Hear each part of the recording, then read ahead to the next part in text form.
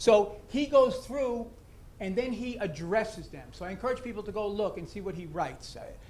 Okay. Now, on the three previous crises, the first time I saw Alan speak was in 1969, I'm the same age as some of the people here. And what I heard there stayed with me for the next however many years, 40 some odd, right? Whatever. He argues in the three periods of national crisis characterized by general confrontations between capital and the urban and rural laboring classes, the key to defeat was in each case by ruling a class appeals to white supremacism, by fostering white skin privileges amongst laboring class European Americans. I'm going to shorten this by only going to the Depression 30s, which was talked about briefly today. But here we go. And I come out of the labor movement again. So a fellow at Columbia, Ira Katznelson, has written a book when affirmative action was white.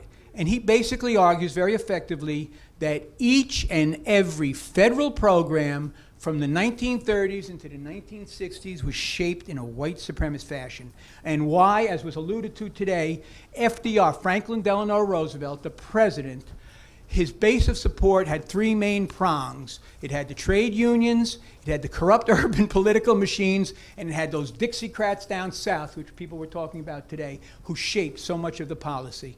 So we take a look at labor legislation.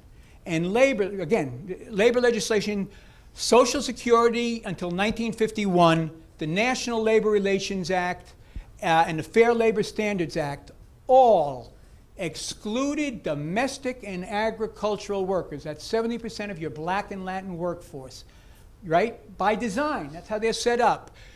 Emergency relief, it was federal money, but it was controlled locally. Extraordinary disparities, particularly down south.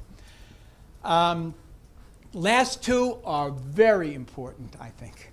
One, the GI Bill. GI Bill, you can get a house with zero down payment and low interest loan.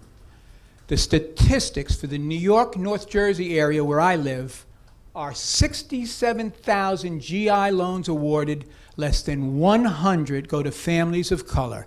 That's how you get the ring of lily white suburbs around New York and every other city in this country. Ruling class design.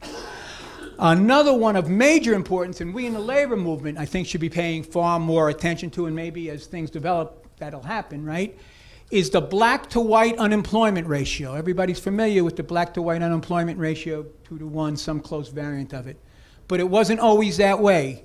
In 1929, at the start of the Great Depression, the black to white unemployment ratio was 1 to 1, which makes sense if you think about it, because black people were brought here to labor, right? But by 1947, after all the programs of the New Deal and the post-war redeployment, the ratio was 2 to 1, and that's all virtually anyone in this room has ever known, right? So Alan argues, again in this period, the most vulnerable point, because one of the questions this group wants to address is strategy.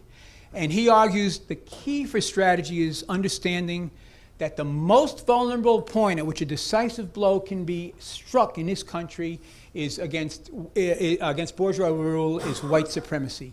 It is what they rely on and what we got to beat them on and what we can beat them on, the most vulnerable point.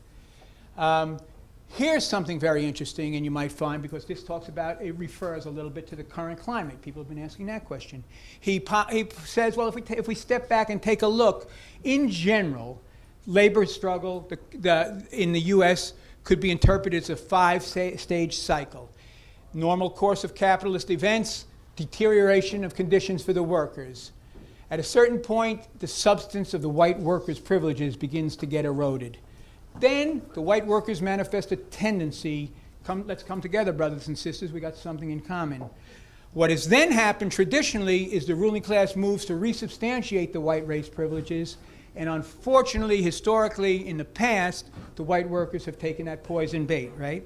Now, what Alan argues is we struggle against white supremacy in all those stages, but very key is between 3 and 5 when we're coming together and we can build off that, right?